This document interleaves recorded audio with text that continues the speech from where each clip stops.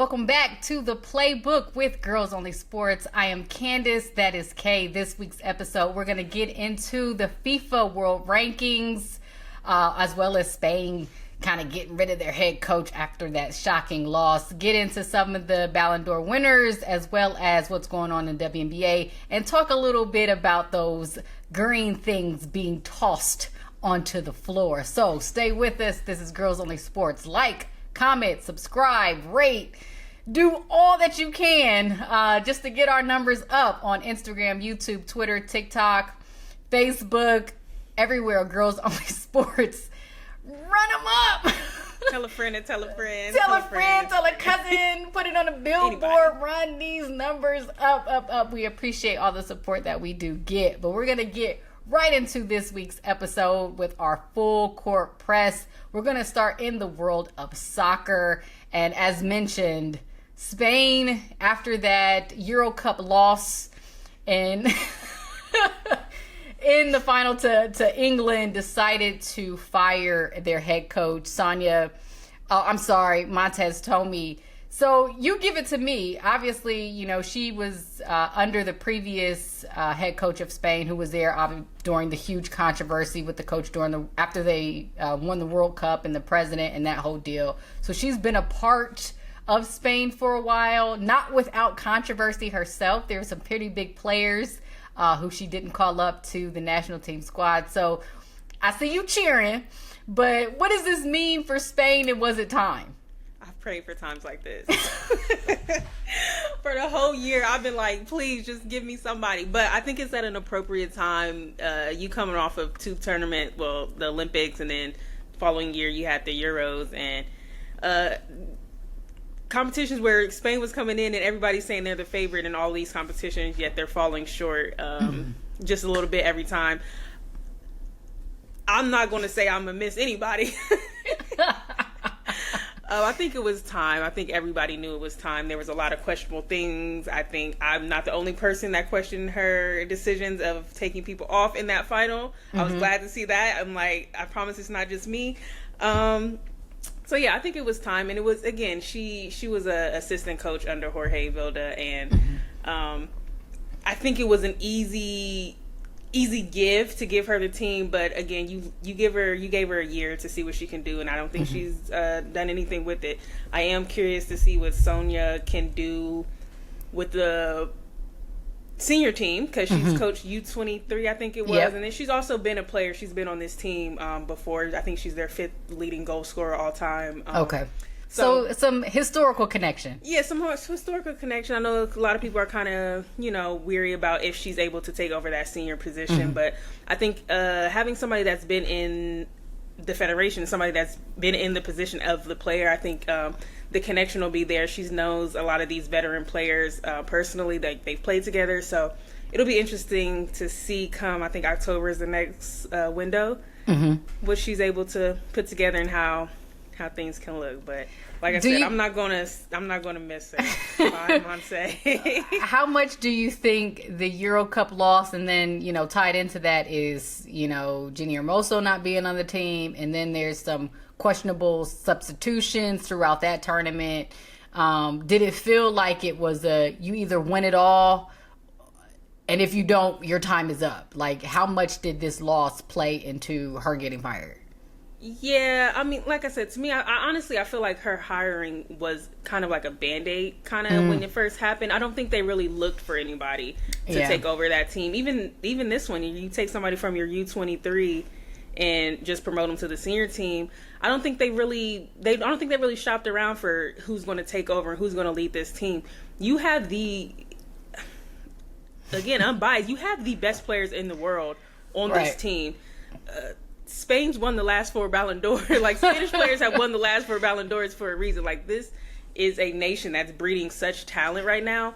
I would have liked to see them maybe look at some other option. There's a lot of great coaches out there that are out of jobs currently. So, we'll see. I do think, but to answer your question, I do think that definitely plays a role in it, because you have, again, the greatest talents in the world on your team, and you were going into tournaments where you were the favorites for the last year, and you're the reigning world champs for a reason. So now to think about it, it's the Olympic loss, it is the Euro loss, and it's like at a certain point, like you said, for teams like Spain with the best players in the world, the expectation is championship or bust. We know how that is with the U.S. women's national team. I mean, they lose a friendly, and it's like, oh my God, what's going on with the team? A coaching change, right. So for Spain, they're kind of under that same, those same championship expectations. So we'll see what Spain does with their new coach. Obviously, they have it's a while till 2027 and the World Cup, but that's going to be the big one. I know we mentioned the Ballon d'Or, the finalist list came out, and look, mea culpa, I was all hyped because I'm getting my soccer knowledge up. So, I curated a list. And it was like, those are only NWSL players. I was like, so we only talking NWSL. I thought that was a complete list. We was being American focused. We was being our home tournament league or our home league only. I was like, hey, none of these people are going to win, but I didn't even have the best player in the world on the list. You ain't even have the best on the list. So, I have to get that together. But now that I mentioned it, obviously the Ballon d'Or goes to the best soccer players in the world, both men and women, and obviously the women's finalist list has come out. Aitana Bonmatí has won the last two, three? Last two, and then before that, 2 back-to-back for Alexia, so Spanish dominant the last 4 years. Dominant, but I do want to, before I get your opinions on who's going to win this year, I do want to shout out some of the NWSL players, because I know you've schooled me a lot on how talent gets pulled and poached to other European leagues and more competitive leagues, but now we're seeing a lot of talent. I mean, everybody knows Barbara Banda at this point. She's no low metric player whatsoever. Yeah, she's used to the spotlight. Esther Gonzalez, obviously the GOAT, i.e. Marta. 40 years old, still being nominated. I think it's wild too that probably the player with the award should be named after. Right. Before they didn't have this award for the women for so many years, where she was by far probably a 10, 12 year period where she was unquestionably the best player in the world. And now, as she's still great enough to make the list, just not at a point in her career to actually win, but just a testament to just her outright greatness. And then Chawinga, who has been go. So the NWSL getting their shine on the Ballon d'Ors. But the good part, let me stop on my lack of knowledge, but who do you see winning the award this year, especially with some new-ish names, some players who have probably been on that list for a number of years? Give me your top 5. Oh, top 5. Okay, I got you. Top 5 for... And here's the thing. I think with these, I don't necessarily think these will be my specific top 5, but I'm going to give you the top 5 that are in the conversation, I think, right now. For me, Patri Guijarro, Spanish, from Spain. I think she needs to be in the conversation of a top 5.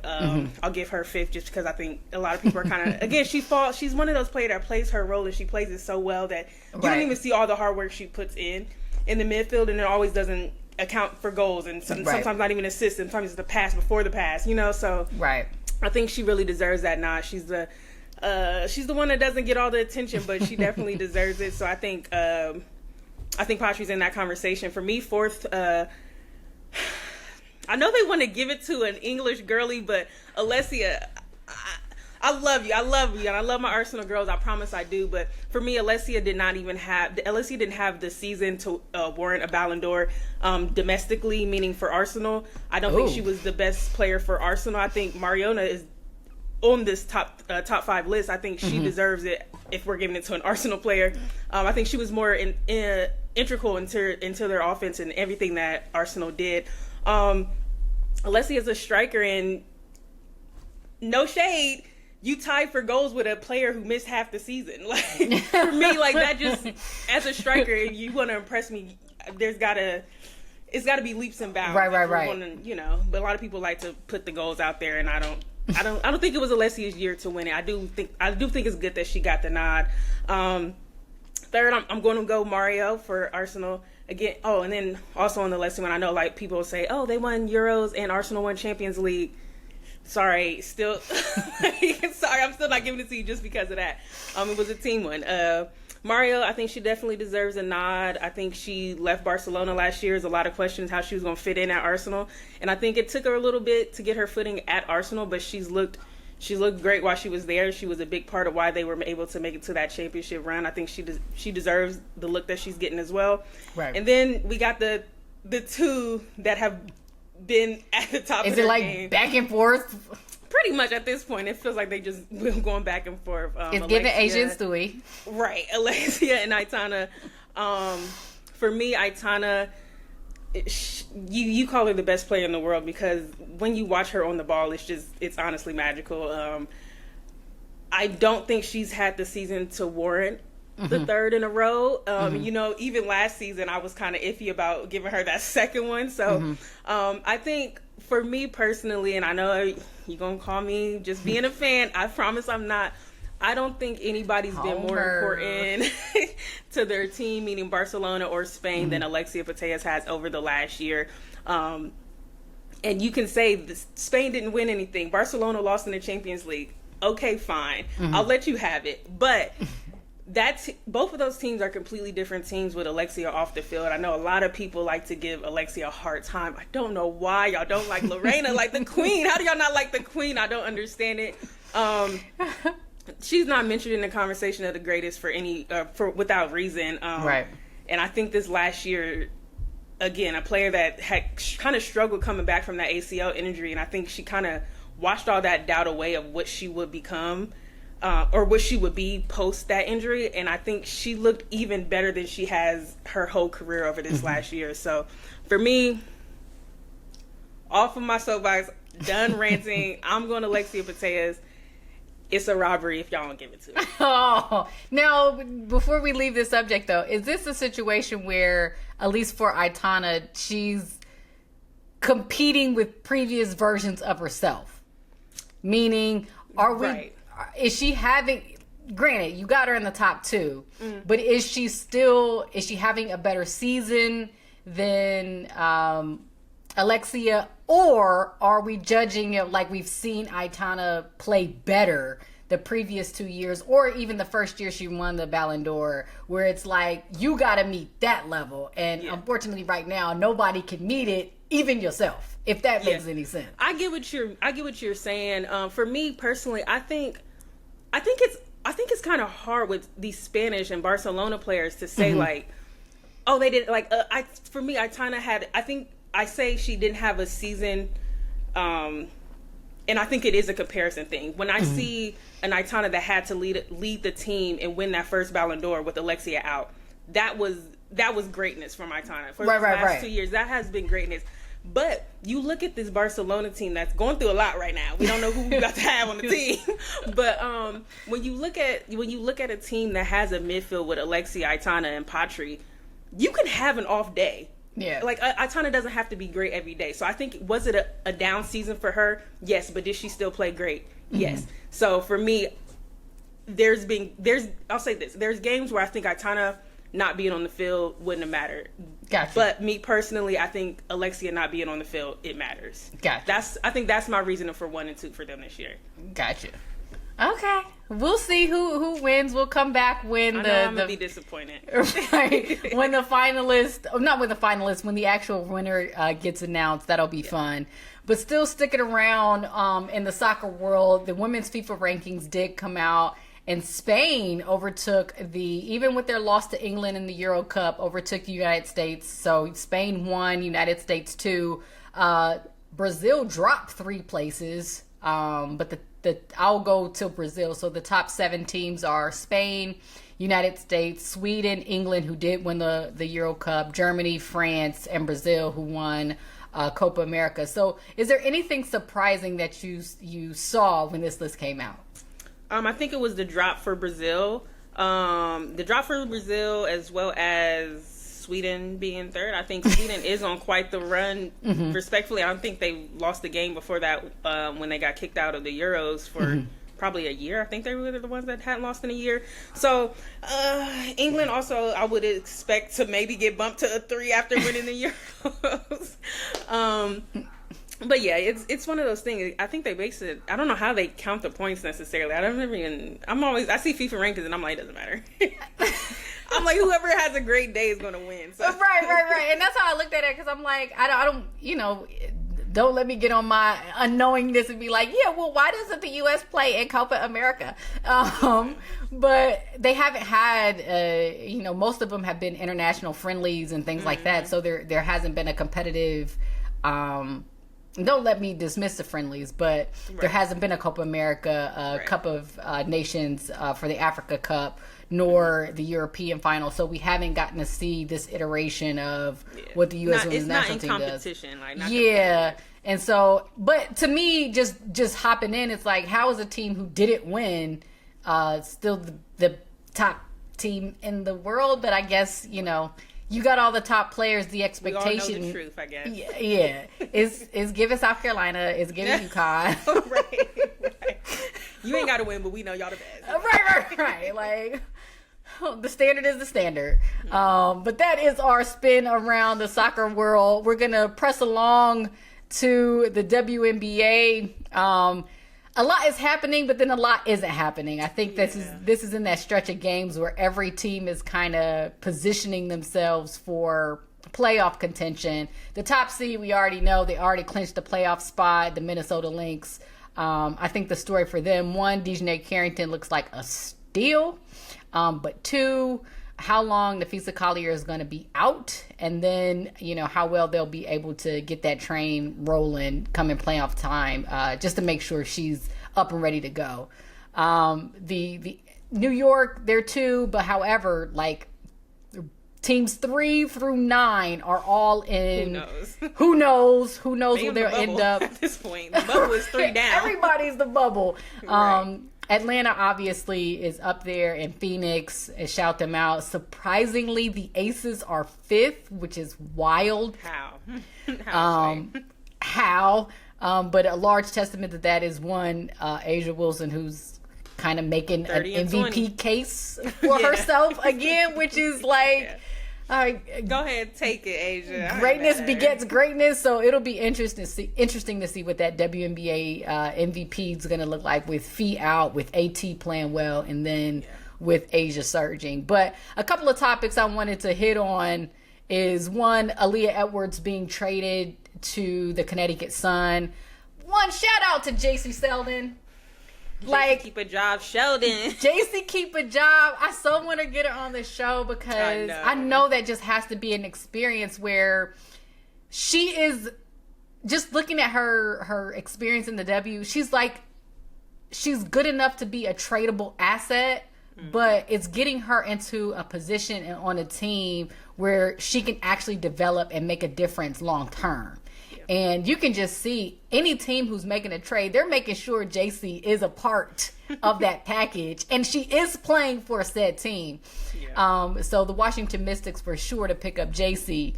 But Aaliyah Edwards to the Sun, we kind of knew that was going to happen, just how things were panning out in Washington with Shakira Austin and Kiki Iriafen playing well. So what do you think about Aaliyah Edwards finding a new home, which is a little shocking because she had a really good rival where we kind of expected her to have a big season this year. Yeah, I think I think you kept talking about it. Like, they had to do something with Aaliyah. I think it was one of those things where she's kind of worked herself out of the offense in Washington. I know she was dealing with injury at the beginning of the year, but then never really got the minutes up, never really got the flow going. I'm kind of sad to see her leave Washington, but I'll be interested to see how the Sun can utilize her. The Sun has nowhere to go but up at this point. They gotta rise. No truer words have ever been spoken. Yeah. They can only rise. Yeah, the Sun can only rise. Yeah, so it'll be interesting to see how they're able to utilize her, and hopefully it's a team that she can build around, because we kind of thought that's what Washington was going to be when they brought her in. It was she was kind of going to be the face of that franchise. So I don't know. We shall see. I would like to see what Aaliyah Edwards do. I think she has a huge upside. Oh, for sure. Another. I forgot. Yeah. The Indiana Fever has been hit at the point guard position for a team that, to me, still has championship aspirations. But as we all know, Caitlin Clark is still out with a groin injury. Then they lose Sydney Colson for the year with an ACL injury. And then they lose Ari McDonald for the year with a broken foot. And I'm like, they were playing. Y'all, I mean, backup is her. Like, right. How is this happening? Not the backup to the backup to the backup. You understand? And it's just a punch to the gut as Indiana. You know, I've been an Indiana fan for a long time, and even with Caitlin out, they've been sustaining themselves and packing on the win. So about time she was ready to come back. Everything was like prepped and ready for that final piece. And now you're down 3 point guards. They just signed Odyssey Sims to try to do something. So I got 2 questions for you. I'm a put out there. One, how far do you think Indiana could go now, the loss of 3 point guards? And 2, if I don't think they'll drop out of the playoff contention, but what is your metric on bringing Caitlin back? As far as what? As far as win? Yeah, like win. Like, would you keep her out until playoffs? Would you try to bring her back before? Or would you shut her down for the entire year? You know. So that was like 4 questions. The first question was how they're going to do in the playoffs. How they're going to do.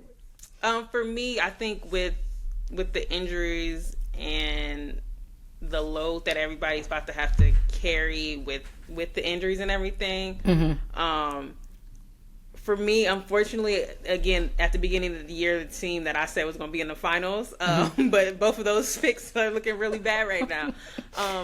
Is that what we had? We had Indiana and the Aces. So picks is busted right now. But no, I think right now Indiana's looking at a first, second round knockout. Unfortunately, they started off strong. They started off so strong. So you hate to see it. I think if Caitlin is healthy, bring her back, and I think you need and able to come back for the playoffs. I think she needs to play a couple games before playoffs, and I say that because before the injury, Caitlin was not up to par. Like, Caitlin was not at her peak performance. I think she needs to get back in her flow. So I don't think waiting till playoffs to bring her back and then thinking she's about to be able to work back in the offense. I think she needs a couple games under her belt. If she's not healthy enough to make it before playoffs start, I say just let her rest. Yeah. Let her rest. Let her have that off season and come back next year. Because everything changes next season. 2026, exactly. Everything changes. I'm with you. I'm kind of on the border. Like, I think as an organization, you're going to keep Caitlin. You're going to keep Aaliyah Boston. Like, you're going to keep those 2 players no matter what happens next year.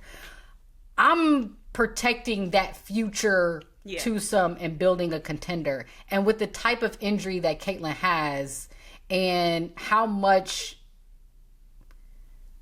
What is it? Torque? Is it pressure that she needs to get her shot off, to be able to run the offense? And then the extra emphasis teams are going to be putting on her on the defensive end. I want her 100% healthy, or as healthy as you can get, to make a huge playoff run. And it's the type of injury where it's like, oh, it's back. She's ready to play. She can get it going. But it's that type of injury where one little twitch or one bump or one step, it can be contact or no contact. Yeah. She can be right back in the same place. So I'm like, if Indiana can somehow make it out of the first round, I think I wouldn't bring her back. And I will only think about bringing her back if they made it to the second round or the semifinals, however the brackets go, just because I don't want her to injure herself in the future. The same thing on the opposite scale. I know Chicago isn't doing really well with Angel Reese. I'm like, it's a back injury. Shut her down. Like, let her rest.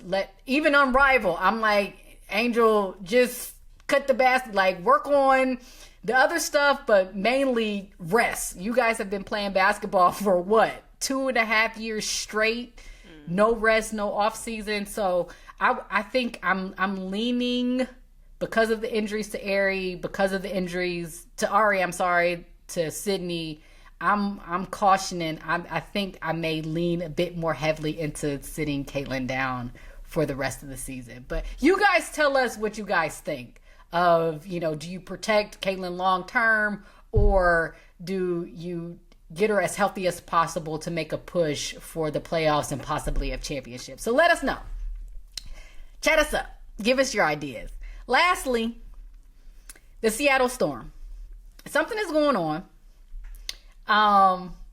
What do you think is going on? They lost 5 straight. And the big story, not only that, because the games have been close, is there have been news reports that Alicia Clark, who is probably one of the most respected veterans currently in the WNBA, respected players throughout her entire career, specifically asked for a trade out of Seattle. So there is something going on. So now you got Alicia Clark. I think we were a little miffed, like, okay, Jewel Lloyd, what's really going on? But we like, well, you ain't making no shots, so maybe that was the issue. Now owe Jewel an apology. Right. We owe Jewel, like, what's going on? Is Skylar Diggins too intense? Is Madam President over there like, what's going on? But obviously, just for where we expect Seattle to be, we had them in a championship or bust. Do you think it's time for them to have a coaching change? I mean, what comes along with that? Noelle Quinn, to my knowledge, is the only Black female coach currently in the WNBA, but the team is not responding well. They lost 5 straight. You're having players request to leave the last couple of years. So I know they made the trade for Brittany Sykes, but what do you think? What is the shakeup, or what is the cause, do you think, with the Seattle Storm? Yeah, for me, I think it was Seattle's at that year already anyway, where I feel like if they didn't make the push, it was going to be kind of time to look at some coaching changes, something that needs to shake up. Because even at the end of last year, I think for me, I was kind of questioning, were they going to keep with Noelle Quinn right through that? And granted, have they been terrible? No, and I don't think she's a bad coach by any means. I'm not saying that, but you do get to a certain point where you kind of have to see what else you can make happen. They're just not consistent. Yeah, that's exactly what it is. Right. It's not consistent, and they'll beat the Lynx and then lose to Connecticut. Y'all ain't beat Connecticut. You ain't beat Chicago. Listen. So yeah, I don't know. I think it's going to be a very interesting off season for Seattle when that time does come. Yeah, I think, like, you're right. They're still in championship or bust. I do not think whatever their plan is working. Lexi Brown, I think, had one of the best kind of breakdowns. She's actually on that team of what's going on. And how she characterized it was, Seattle has no room for error. Like, they don't shoot enough high percentage 3-point shots to stay in games. They necessarily don't defend as well to stay in games. They don't necessarily score offense at the highest rate to stay in games. So everything, each game has to be perfect in order for them to rattle off wins. And that's seemingly getting more difficult. Although Dominique Malunga looks to be, she look a little dangerous. Once that confidence hit, I think the WNBA is going to be in some trouble. But we'll see what happens with Seattle and Sky and Madam President and who's Nega Gumake, and see what they can do. But it's just interesting that reports keep coming out about Seattle, and now their record kind of reflects it, what will happen. So that was our full court press segment. I know it was heavy soccer and basketball, but right now those are the two sports that got the peak of our interest. We're going to plug into some NCAA volleyball and things like that, because those games and matches, especially when it gets to the Final Four and championships, are absolutely ridiculous. So we'll kind of preview their season coming up really, really soon. But for our She Did That segment, we want to shout out two people. Jim Powell, it was this weekend where she was the first. In 2025, we are still having first. She was the first woman to call a Major League Baseball game, the Marlins versus the Braves. She was the first woman umpire in the AAA championship, first woman umpire in spring training. Now she's the first woman umpire in Major League Baseball. So it's just another frontier that slowly but surely we getting there. Women are making their presence known in predominantly male spaces. So shout out to Jim Powell and being able to accomplish this, the first, and hopefully she will not be the last. Secondly, we want to give a shout out to Victoria Mboko. The young tennis star won the Montreal tournament. It's her first WTA title. But the significant part about this youngin actually pulling off this win, she's the second youngest player to defeat 4 previous Grand Slam champions to win her first WTA title. And she beat Naomi Osaka in the final. So I'm gonna quiz you. She's the second youngest player to defeat 4 Grand Slam champions. Who's the youngest player? Serena. You see her. You see, I do that every episode. But yes, a shout out to Victoria. Again, it's just a lot of these, younger tennis players are just coming up doing big things. The U.S. Open is going to happen really soon. So we'll see Victoria and Coco, who's still on the youngest side, and Venus Williams, who's been around for 25 years, got a wild card. So we'll see them all at the U.S. Open and try to bring some news of what's going on around there. Lastly, we're going to come to our X's and O's segment. We kind of been waiting to talk about this, and we're trying to determine the proper tone. I wasn't waiting. I was just hoping it went away. Girl, I was waiting because the first time it happened, I'm like, well, what happened? This is Atlanta. Yeah. For those who know, it's the Atlanta Dream. It's Atlanta. That green thing. And that green thing gets thrown on the court. And I'm just like, oh, it's a little key. It's funny. Yeah. It being Atlanta is what made it funny. Yeah, and it was like, okay, maybe somebody was being silly. Yeah. And it is what it was. It was an isolated incident. It was Atlanta. Yeah. No disrespect to Atlanta, but that's kind of how stuff go down in Atlanta. It happens in Atlanta. But then a second one gets thrown. A third one gets thrown. And then in Los Angeles, one actually makes it onto the court and actually hits a player. So now it becomes a thing like, wait a minute. What initially was like somebody just wanted to throw a little prank, turned into, why is it this direct kind of coordinated thing where people are throwing green objects, inappropriate objects, onto WNBA floors, which it stopped being funny. It stopped being funny so fast. And it stopped being funny after the first night. Yeah. And it went through inappropriate. So tell me your process and how you start digesting it being this targeted, because it feels really dirty. Yeah, for me, again, like you said, when you first see it, it's Atlanta, it's a hee hee ha ha, that's crazy, don't do that again. Right. Then you do it again. And then you do it again and again. And it's just it's tired. The joke, if it was a joke, was funny once, and then it's you say, your friends say the joke again in class and don't laugh. That's what it is. Right. Because at this point, we're irritated. I think the players are irritated. The coaching staff is irritated. The referees are irritated. Nobody wants to pick that up. Is this clean? Is this new? It's just disrespectful at this point. I think it's trying to make a mockery out of the league. How is it clean and new? Whose is this?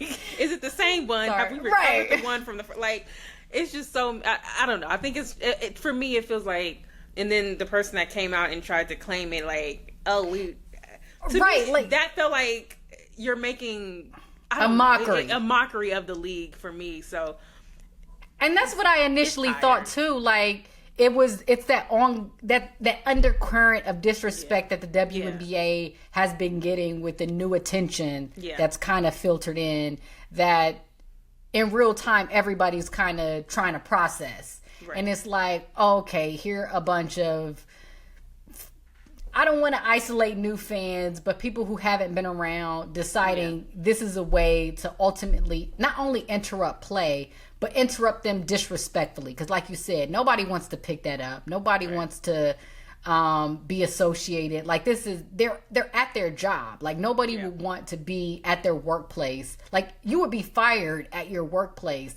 if you threw that at somebody in the middle of a meeting. Or somebody making, your coworker making your coffee at Starbucks, or you know what I mean? Like even if you was on Teams call and you was waving it around, like you would get fired. So just that the inappropriateness of somebody actually coordinating it and targeting it to WNBA players, because we haven't seen that in the NBA, the NFL, MLB, MLS, like it's hockey. It's something that we haven't seen, and for it to be targeted at the WNBA felt very dirty and nasty. And then I think the thing that really tipped me off was the reason. So it's this group, crypto enthusiast. They launched a green blank coin. That is their name. It's a meme coin. It's lighthearted and a perceived joke, and they're doing it as a protest to describe a toxic environment in the crypto world. I don't know how and why that reasoning was able to be written and said aloud and finding some kind of connection or nexus to them throwing that thing on the court of WNBA games. Go to Summer League. Like go to a Summer League game. Like I don't, leave me alone. Leave us alone. Like, come on.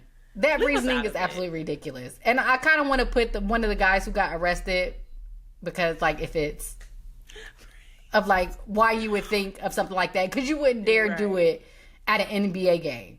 Right. You know what I mean? Like you would throw that if Russell Westbrook was on the court. Right. Or like LeBron would kick you out. Westbrook would screw up on you. Right. To get him kicked out.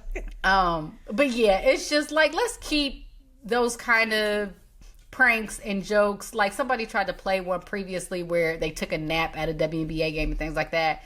That prank stuff, like I get it. People watched what is it called? The shock value streamer kind of thing where you consistently have to find ways to entertain people.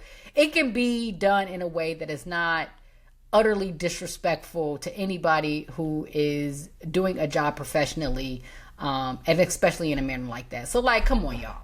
Yeah, do better. Knock it off. And that's all we gotta say. That's all we gotta say.